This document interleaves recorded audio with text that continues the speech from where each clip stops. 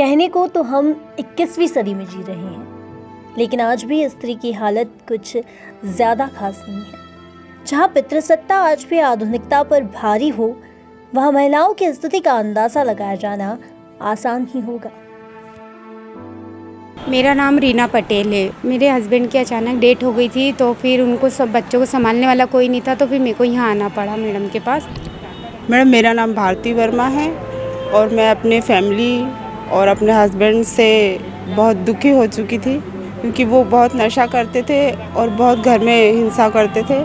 उनकी कंप्लेंट के लिए मैं ज्योति मैडम के पास आई थी और मैंने बताया कि मेरी 4 बच्चियां हैं जो कि पढ़ती हैं और इनके नशे की वजह से वो पढ़ नहीं पा रही। उनका स्कूल बंद हो चुका है, वो 2 साल से घर में हैं और पढ़ने के लिए रोती हैं। नमस्ते मैडम, मेरा नाम है अर्चना बुरासी। मतलब मेरे 3 बच्चे हैं और मेरे हस्बैंड ड्रिंक करते हैं।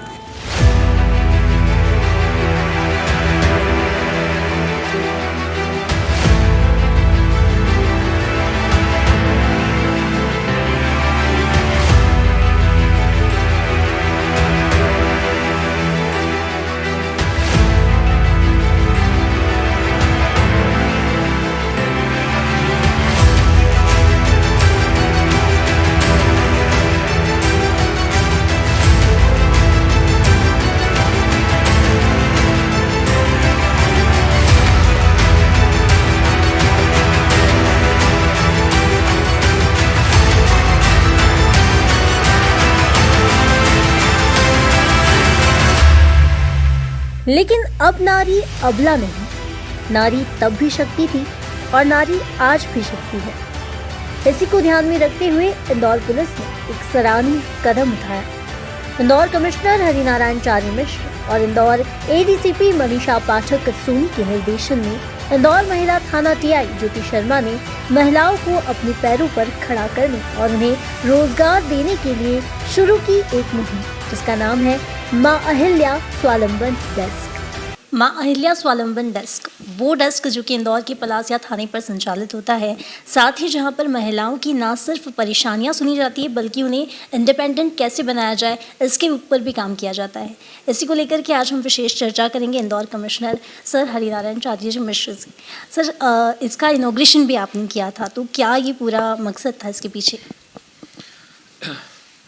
मुख्य महिलाओं से जुड़े मुद्दों को लेकर के पुलिस ने न सिर्फ लगातार कई हेल्पलाइंस बनाई हैं, बल्कि लगातार महिलाओं से जुड़े मामलों में पुलिस ने पर्याप्त संवेदनशीलता से कार्रवाई भी सुनिश्चित की है।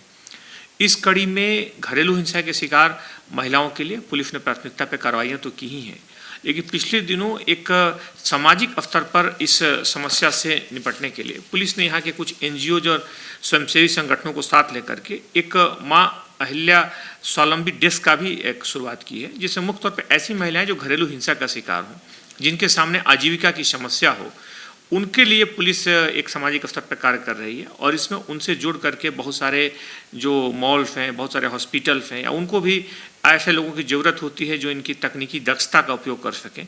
उसमें पुलिस के माध्यम से ऐसे लोगों को रोजगार दिलाने में पुलिस ने एक प्रभावी भूमिका निभाई है और इसे निश्चित तौर पर उनके जीवन में इससे काफ़ी अंतर आया है।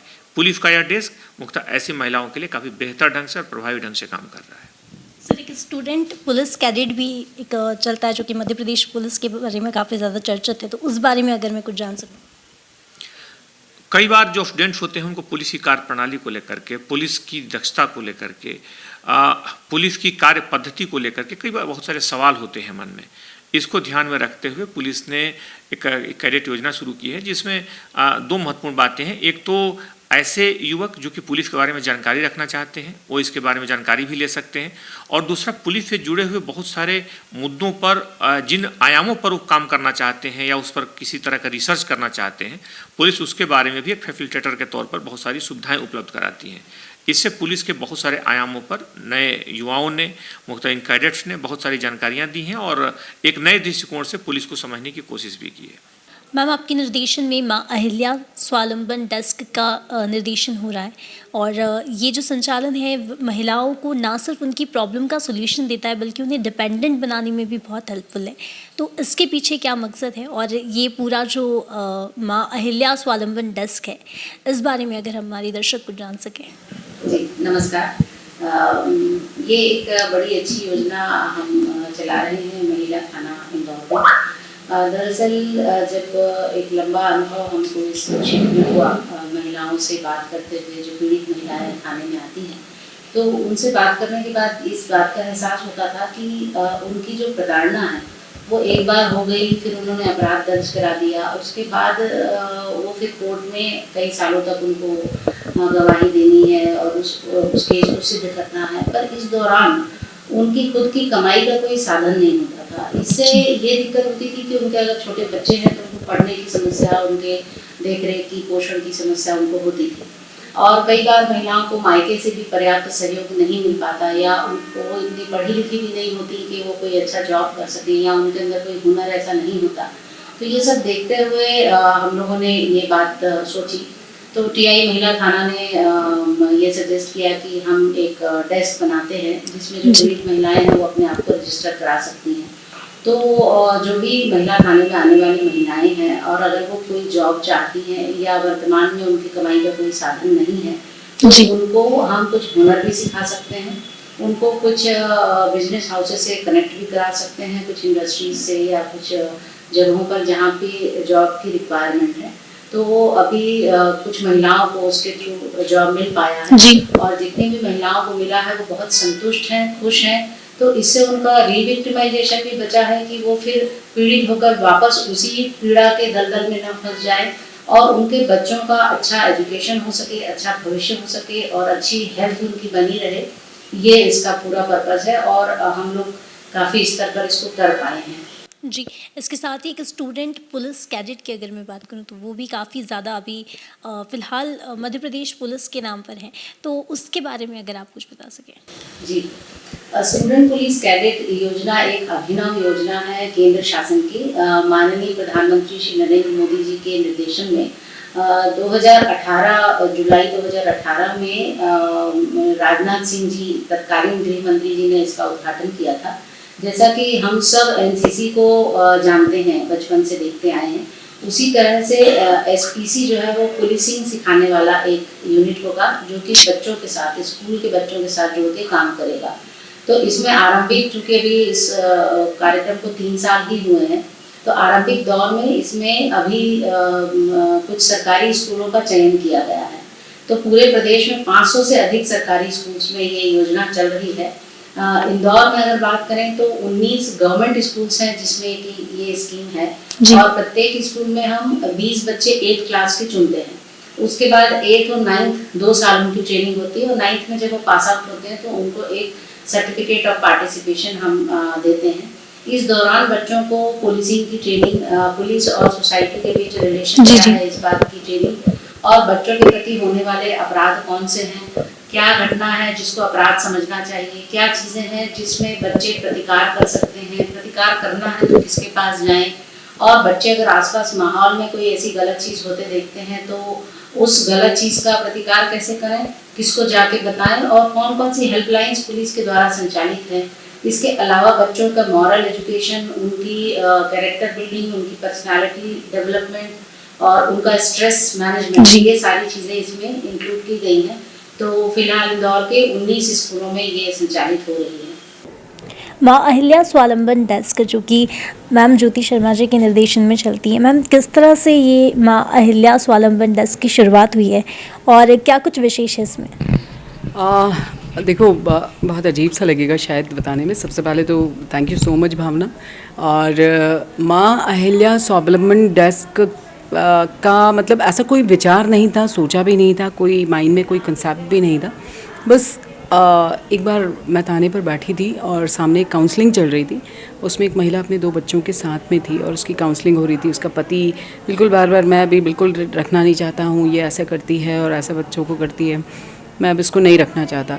तो वो महिला बहुत परेशान हो रही थी, रो भी रही थी और 2 बच्चे थे जो उसको बार बार उसकी साड़ी को खींच रहे थे। और तो मुझे लगा कि यदि वाकई ये काउंसलिंग में हम लोग जो समझा रहे हैं और ये नहीं माना और इसने उस महिला को रखने से मना कर दिया, तो फिर ये महिला कहाँ जाएगी? अपने 2 छोटे छोटे बच्चों को कैसे मतलब उनका भरण पोषण करेगी? इसके सामने सबसे बड़ी समस्या रोज़गार की है, तो कैसे होगा ये पॉसिबल? जैसे कोई महिला आती है तो हम लोग उसको कानूनी हेल्प तो करते ही हैं, उसको मदद करते हैं, किन्हीं प्रकरणों में हम FIR भी करते हैं। जब बिल्कुल काउंसलिंग नहीं बन पाती, दोनों पति पत्नी का रहना संभव नहीं होता, तो हम FIR भी करते हैं और कई बार हम भरण पोषण भी लगाते हैं, घरेलू हिंसा के प्रकरण भी लगाते हैं और मैक्सिमम उसमें कोशिश करते हैं कि काउंसलिंग करा के मैटर को सुलझा सकें और दोनों को एक कर सकें, परिवार टूटे नहीं। लेकिन इस प्रकरण में ऐसे कितने प्रकरण हो सकते हैं जिनमें पति रखने के लिए मना कर दे। वहीं से दिमाग में एक बात आई और सबसे बड़ी हेल्प इसमें बताऊं मैं भावना, हमारी एडिशनल SP मैम है मनीषा पाठक सोनी मैम, उनसे मैंने बात की। मैंने कहा मैम ऐसा हुआ है वाकया और क्या हम ऐसा कर सकते हैं क्या कि इस तरह की महिलाओं को हम रोज़गार भी दे सकें।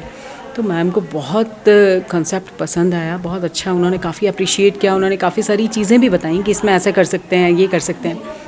तो हम लोगों ने चूँकि अहिल्या की नगरी है, माँ अहिल्या से अच्छा तो कोई नाम हो ही नहीं सकता, तो हम लोगों ने माँ अहिल्या स्वावलंबन डेस्क का नाम किया और 2020 में समझ लीजिए आप दिसंबर में जो तत्कालीन वर्तमान में जो कमिश्नर हैं हमारे हरिनारायण चारी मिश्र सर, जो तत्कालीन DIG थे, तो उनके द्वारा इस डेस्क का शुभारंभ किया गया और हमने उस समय तत्कालीन रूप से 3 महिलाओं को हमने प्रथम दृष्टया रोज़गार दिलवाया था और अभी तक हम 17 महिलाओं को इसमें जोड़ चुके हैं।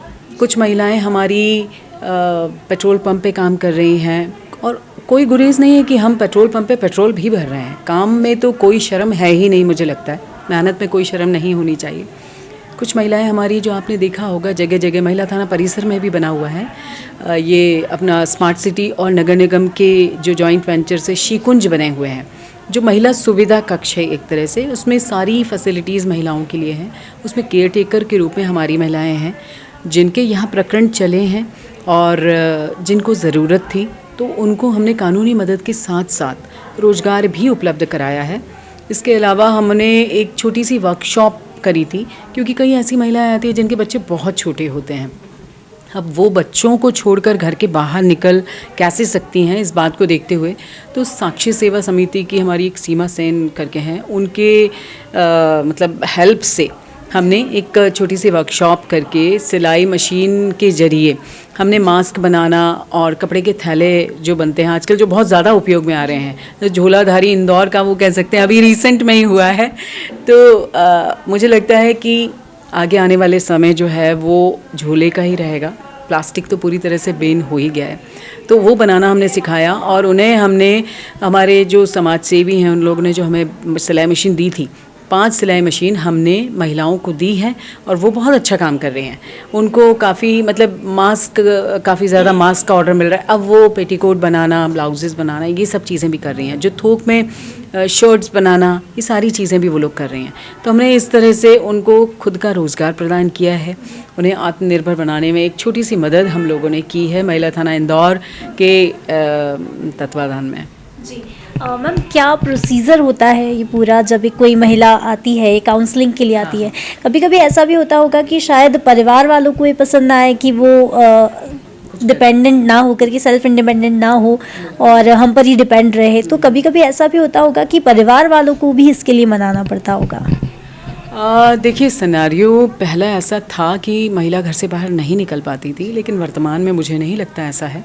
हमारे पास जो भी महिला आती है, सबसे पहले हम उसकी प्रॉब्लम को समझते हैं, उसकी शिकायत जो होती है हम उसमें काउंसलिंग के लिए अनावेदक पक्ष जो कह सकते हैं ससुराल पक्ष है, पति हो सकता है, सास ससुर हो सकते हैं, देवर देवरानी, जेठ जेठानी, ये सारे ननंद हो सकते हैं, हम सबको बुलाते हैं और काउंसलिंग करवाते हैं। कोशिश हमारी यही होती है कि हम उस काउंसलिंग के ज़रिए उसके परिवार को एक करें। लेकिन यदि इस तरह की चीज़ संभव नहीं हो पाती तो भी हम, महिला के पास कोई रोज़गार नहीं होता तो हम इसे रोज़गार लगाने में, उसको आत्मनिर्भर बनाने में कोशिश करते हैं। और यदि उनका जैसे आपस में कॉम्प्रोमाइज़ हो भी गया और महिलाओं को लगता है कि वो कुछ करे तो हम उसमें भी मदद करते हैं जी। और इसमें सारा मेरे पीछे जो आप देख रहे हैं, हमारी आरक्षक है, महिला आरक्षक बहुत मेहनती हैं। काफ़ी सारा इसमें पेपर वर्क भी हम लोग करते हैं, उनकी सारी इन्फॉर्मेशन लेते हैं, आधार कार्ड भी लेते हैं और ये सारा मेंटेन करती है। इवन हम एक बार लगाने के बाद उसको छोड़ नहीं देते, हम उसका फॉलोअप भी करते हैं इवन क्या होता था कई बार कि जैसे कहीं जॉब में लगी, अब उसका आने जाने का जो है काफ़ी सारा पैसा, उसमें सैलरी अगर 8,000 मिल रही है तो 2,000 उसको बस में खर्च हो गया। तो हमने एक प्रयास ये भी किया, मैंने जो सिटी बस में या CTCL में मैंने बात की संदीप सोनी सर से, तो वो बिल्कुल एग्री हो गए। तो उन्होंने काफ़ी हेल्प करी हमारी। तो हमने इन लोगों को बस पास भी बना के दिए हैं जो अपने यहाँ महिलाएँ हैं, तो उनको आने जाने में उनका वो पैसा भी बच जा रहा है, 1,500 2,000 लगभग जो भी है, तो वो पैसा काफ़ी उनको सेव हो गया है। तो उस पैसों को अपने बच्चे पे, अपने परिवार के ऊपर खर्च कर सकती हैं। बहुत सी महिलाएं ऐसी हैं जो कि पढ़ी लिखी नहीं हैं और शायद उन्हें कोई काम आता नहीं है। तो ऐसे में कुछ महिलाओं से मैंने बातचीत की जिन्होंने कहा कि उन्हें सिलाई के लिए ट्रेनिंग दी गई है, उसके बाद उन्हें सिलाई मशीन भी दी गई है। जब ट्रेनिंग की बात आती है तो एक बड़ा प्रोसेस होता है ये कि महिलाओं को इकट्ठा करना और उसके बाद उन्हें ट्रेनिंग देना। तो किस तरह से ये पूरा कार्य होता है और किस तरह से इसका पूरा शेड्यूल डिसाइड होता है? हमने वर्कशॉप, जो मैंने आपको बताया, एक कार्यशाला वर्कशॉप लगाई थी हमने, उसमें हमने 3 दिन की ट्रेनिंग दी है। और वो रहता है ना कि एक इनबिल्ट रहता है एक महिला के अंदर। तो मुझे नहीं लगा, मतलब किसी को कुछ नहीं आता था, किसी ने पहली बार सिलाई मशीन पे बैठी थी वो, लेकिन जब उन्होंने 3 दिन में वो सारी चीज़ें सीखी तो मुझे कहीं से ऐसा नहीं लगा कि उनको फर्स्ट टाइम उन्होंने सिलाई मशीन पे अपना हाथ वो किया है। वो 3 दिन में काफ़ी अच्छा ये सब सीख गई। उसके बाद जब हमने प्रोवाइड करी उनको, शुरू में हमने कुछ काम भी प्रोवाइड किया, तो उसके बाद उन्हें हैबिट हो गई, अभी वो काफ़ी अच्छा कर रही हैं। हाँ सर। यानी इंदौर की जनता से भी शायद मैं भी ये कहना चाहूँगी कि और जो भी जितने भी बिजनेसमैन हैं या कहीं ना कहीं कोई ना कोई ऐसा होता है जिसे काम के लिए वर्कर्स की आवश्यकता होती है और जिन्हें विमेंस की भी आवश्यकता होती है, चाहे फिर वो स्कूल्स हो जाए। तो ये इंदौर की जनता से भी मैं आग्रह करना चाहूँगी कि अगर आपको भी किसी वर्कर की ज़रूरत है तो आप भी माँ अहिल्या स्वावलंबन डेस्क में इसके साथ जुड़ें और उन महिलाओं के लिए अपना हाथ आगे बढ़ाएं। और शायद मैडम भी इसी चीज़ की मैं भी आप सभी से यही कहना चाहती हूँ कि प्लीज़ हमारे साथ आएँ, आकर जुड़ें, क्योंकि हमारे पास ऐसे महिलाएं आती ही हैं। महिला थाना जो इंदौर है, शिकायत का वॉल्यूम बहुत ज़्यादा है, पीड़ित महिलाओं का वॉल्यूम बहुत ज़्यादा है। हम लोग एक छोटे से प्रयास के साथ चल रहे हैं, इसमें आप लोगों का सहयोग बहुत ज़्यादा ज़रूरी है। इंदौर तो औद्योगिक शहर माना जाता है, तो यहाँ मेरी सभी बिजनेसमैन और जो भी संस्थाएं हैं, आप सभी से रिक्वेस्ट है कि आपके यहाँ यदि किसी भी तरह से किसी भी महिला की केयर टेकर के रूप में, किसी सुपरवाइज़र के रूप में या किसी भी रूप में आपको अगर नीड है, रोजगार आप प्रदान कर सकते हैं, तो हमारे पास 10th पास, 12th पास और बहुत अच्छी पढ़ी लिखी भी, ग्रेजुएट, पोस्ट ग्रेजुएट, कंप्यूटर के नॉलेज वाली सभी महिलाएं हैं। तो आप आगे आएंगे तो हम इस प्रयास को और कड़ी दर कड़ी हम आगे ले जा पाएंगे। तो मुझे बस यही कहना है कि प्लीज़ आप सामने आएँ। बहुत बहुत धन्यवाद। Thank you so much. Thank you Bhavana. आपके ज़रिए कम से कम मैं इंदौर में एक अपील कर पाऊँगी कि प्लीज़ हमने जो शुरुआत की है, हमसे आके आप जुड़िए। महिलाओं को आत्मनिर्भर बनाना, उन्हें स्वावलंबन, अपने आप में ये महसूस कराना कि वे किसी के ऊपर निर्भर नहीं है, एक बहुत ही पुनीत कार्य है, एक अनूठी पहल है। आप हमारी इस पहल का हिस्सा बनिए। माँ अहिल्या स्वावलंबन डेस्क पे किस तरह की महिलाएं यहाँ पर आती हैं और क्या कुछ उनका परेशानियाँ होती हैं जिसकी वजह से उन्हें आना होता है? माँ अहिल्या स्वावलंबन डेस्क में महिलाएं जो परिवार से प्रताड़ित है, पति से परेशान है, ऐसी महिलाएं आती हैं जिनके आवेदन लिए जाते हैं और आवेदन के ऊपर हम उनसे ये पूछताछ करते हैं जॉब के बारे में, वो क्या पढ़ी लिखी हुई है, क्या करना चाहती है, ये सारी जानकारियाँ लेते हैं, उसी आधार पर उनकी जॉब करवाते हैं। किस तरह की नौकरियां उन्हें दी जाती हैं और किस तरह से उन्हें डिपेंडेंट बनाया जाता है ताकि वे खुद के पैरों पे खड़े हो सके और अपनी आमदनी, अपना खर्चा जो है वो खुद चला सके? महिलाएं उनसे ये जानकारी लेते हैं वो क्या पढ़ी लिखी हुई है, कितना क्या कर सकती है, ये जानकारी हम पहले उनसे एकत्रित करते हैं। वो बताना चाहती है मैं सिलाई करना चाहती हूँ, तो उनको सिलाई की जॉब दी जाती है, जैसे थैली बनाना, मास्क बनाना और बाकी जो भी सिलाई के संबंधित जो भी रहती है वो चीज़ें बनाना। उसके बाद जो महिला पेट्रोल पंप है महिलाओं के लिए, उनमें महिलाओं को पेट्रोल पंप पे जॉब दी जाती है। बस यही रहता है उनके लिए और कुछ भी नहीं। मैम मेरा नाम रितु पवार है। मैं एक्चुअली अहिल्या स्वावलंबन डेस्क इसलिए ऐसे जुड़ी हूँ कि मैंने न्यूज़पेपर में यहाँ का ऐड देखा था और वहाँ बताया गया था कि महिलाओं के आगे बढ़ने के लिए, महिलाओं को आगे रोज़गार देने के लिए, महिलाएं जो बहुत सारी उत्पीड़न, बहुत सारी महिलाएं मतलब अपने घर से बाहर बहुत सारी परेशानियों से जूझती हैं, तो उनके सबसे पहले फर्स्टली कि आप आगे बढ़ना चाहेंगे तो आपको एक रोज़गार की ज़रूरत होती है। वही हेल्प हमें महिला थाना जो इंदौर से मिली है। ज्योति शर्मा मैडम जो टीआई साहब है, वहाँ उनके मार्गदर्शन में हम लोगों को रोज़गार प्राप्त हुआ है। मैं 2 साल से उषा राजी महू नाका जो वुमेंस पेट्रोल पंप है वहाँ पर वर्किंग वूमन हूँ और एक्सा रिवार्ड मैनेजमेंट का वर्क कर रही हूँ। नमस्ते मैडम, मेरा नाम है अर्चना बुरासी और मुझे ये महिला थाने से मालूम पड़ा है अपने यहाँ सीकुंज का। मेरे पति ड्रिंक करते हैं, तो मैं आवेदन लेके आई थी ज्योति मैडम के पास में। तो उन्होंने ही मतलब मेरी सारी परेशानियाँ, मतलब मेरे 3 बच्चे हैं और मेरे हस्बैंड ड्रिंक करते हैं, और उन्होंने फिर मेरी मदद करी, मुझे ये सीकुंज के बारे में जानकारी दी। उन्होंने पूछा जॉब करना चाहोगी क्या, तो मैंने उनको हाँ कर दिया और यहाँ पे मतलब जॉब पे उन्होंने बात करके लगवा दिया मैडम ने। और बस अब अच्छा चल रहा है। पति को भी मैडम ने समझाया, ज्योति मैडम ने, और अब वो भी अच्छे से रह रहे हैं और मेरा भी अच्छा सा मतलब चल रहा है हर चीज़। बस मतलब जब से ज्योति मैडम ने यहाँ लगवाया है, जब से तो अच्छा चल रहा है घर। बस बच्चों को लेके है कि अच्छे से पढ़ लिख लें और कुछ अच्छा बन जाएं ऐसा। और जा रहे हैं, अभी तो स्कूल भी जा रहे हैं, कोचिंग भी जा रहे हैं, सब अच्छा चल रहा है बस मैडम की दुआ से। मुझे यहाँ पे 20 फरवरी को लगे थे हम लोग, अभी 20 फरवरी को साल भर हो जाएंगे। और यहाँ का सबका सपोर्ट भी रहता है, सब मतलब अच्छे से सब बहनें जैसे ही रखते हैं। मैम मेरा नाम रितिका चौहान है। मुझे 1.5 साल समथिंग हो गया इस काम करते हुए, लास्ट ईयर जनवरी से। नहीं मैम, मुझे सिलाई का कुछ ज्ञान नहीं था। यहीं आकर मुझे सिलाई सिखाई भी गई, मशीन भी दी गई और यहीं आकर मुझे सब चीज़ मिली। घर वाले मेरे बेहद खुश है उसके लिए, और मैडम का भी सभी ने धन्यवाद किया था कि हमें रोज़गार मिला इस चक्कर में, मैडम के कारण, ज्योति शर्मा मैम के कारण।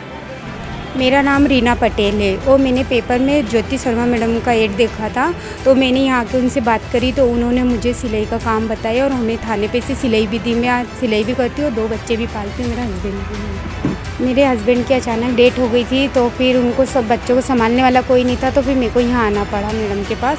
इस जरिए मेरे को काम मिला सिलाई का। नहीं, यहीं पे हमें सिलाई सिखाई गई और यहीं से हमें काम भी दिया गया था जूट का। अब तो बहुत अच्छी है, यानी पहले से बहुत बेहतर है हमारी स्थिति। बच्चों के लिए उनको पढ़ा लिखा के उनके पैरों पे खड़ा करना चाहती हूँ, बस यही। मैडम मेरा नाम भारती वर्मा है और मैं अपने फैमिली और अपने हस्बैंड से बहुत दुखी हो चुकी थी, क्योंकि वो बहुत नशा करते थे और बहुत घर में हिंसा करते थे। उनकी कंप्लेंट के लिए मैं ज्योति मैडम के पास आई थी और मैंने बताया कि मेरी 4 बच्चियां हैं जो कि पढ़ती हैं और इनके नशे की वजह से वो पढ़ नहीं पा रही, उनका स्कूल बंद हो चुका है, वो 2 साल से घर में हैं और पढ़ने के लिए रोती हैं। तो मैडम ने कहा कि ठीक है, मैं तुझे जॉब देती हूँ, तुम वो जॉब करो और अगर पढ़ाना चाहती हो तो अपनी बच्चियों को पढ़ाओ। मैडम 2 साल से जो मेरी बच्चियों का स्कूल बंद हो गया था, मैडम ने जैसे रोज़गार दिया मुझे, उसको करके मेरी बच्चियाँ अब एक 11th क्लास में, एक 12th में है और वो पढ़ रही है। मैं बहुत खुश हूँ।